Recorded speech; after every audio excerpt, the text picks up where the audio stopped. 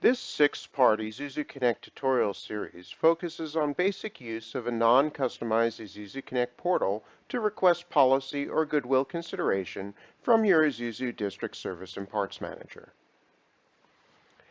Part 2. How Isuzu Service Managers can add users to Isuzu Connect. By selecting the small Manage link next to your Isuzu dealer name. Scroll down and click on Create New User. Enter in a new user name. Choose their job role. Enter in new user first name.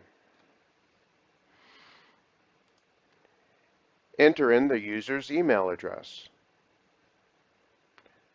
Click on Create New Dealer User. This will lead you to the permission screen. Choose the appropriate permission for the user. Click the Save Permissions button. This user has now been created.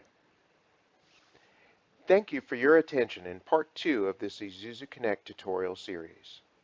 Please click on the subscribe button below and welcome to Isuzu Connect.